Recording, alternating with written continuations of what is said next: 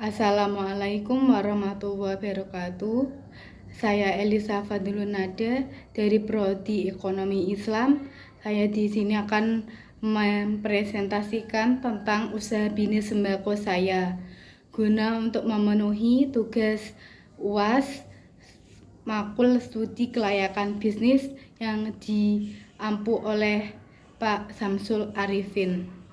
Indonesia dengan populasi lebih dari 270 juta jiwa memiliki kebutuhan tinggi akan sembako seperti beras, minyak, gula, dan tepung.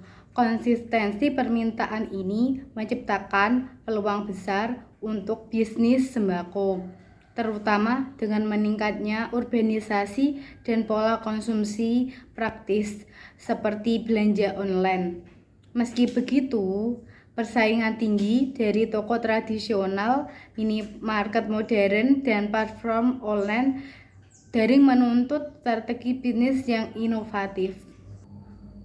Potensi pasar besar dengan permintaan sembako yang stabil, pertumbuhan ekonomi, pendapatan masyarakat, dan preferensi belanja praktis mendukung pengembangan usaha ini.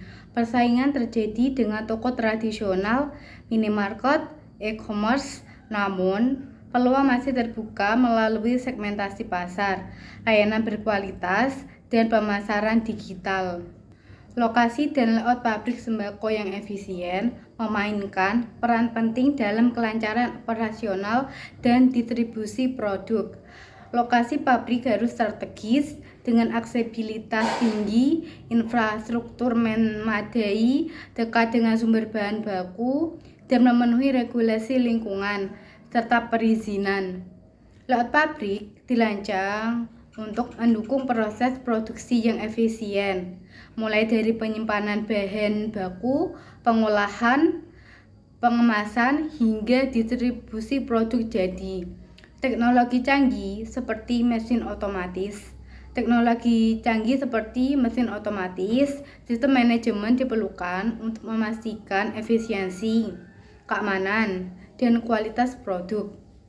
Sistem pengendalian kualitas yang ketat juga diterapkan di setiap tahap untuk menjaga standar mutu dan keamanan pangan. Manajemen pembangunan proyek pabrik sembako melibatkan perencanaan, pengorganisasian, dan pengawasan agar pembangunan berjalan lancar. Tahapan utamanya meliputi perencanaan dan anggaran, pembentukan tim proyek, pemilihan kontraktor, pengadaan material, pengawasan pembangunan, serta evaluasi dan penyelesaian proyek. Semua dilakukan untuk memastikan pabrik siap beroperasi sesuai organisasi yang standar. Manajemen operasional berfokus pada struktur organisasi yang efisien. Struktur ini mencakup manajer pabrik sebagai pemimpin utama, supervisor produksi yang mengawasi proses harian, tim produksi yang bertanggung jawab atas operasi mesin dan pengemasan, serta bagian pengawasan kualitas yang menjamin produk memenuhi standar. Investasi aktiva tetap pabrik sembako mencakup pembelian tanah, pembangunan fasilitas, serta pengadaan mesin dan peralatan. Dengan estimasi total Rp 3 miliar, modal kerja untuk 6 bulan awal diperkirakan 2,4 miliar rupiah, mencakup pembelian bahan baku, gaji karyawan, dan operasional rutin. Sumber dana berasal dari modal sendiri 40% dan pinjaman 40%, dengan pendapatan bulanan diproyeksikan sekitar 300 juta rupiah, pengeluaran 250 juta rupiah, menghasilkan cash flow bulanan sekitar 50 juta rupiah atau 600 juta ribu per bulan. Harga penjualan per kilogram sembako adalah 8.500 dengan harga jual Rp10.000, sehingga keuntungan kotor per kilogram yaitu Rp1.500.000. Untuk mencapai break even atau BEP, pabrik harus menjual 30.000 kg sembako per bulan. Keuntungan bersih bulanan diproyeksikan sekitar 30 juta rupiah hingga 35 juta rupiah.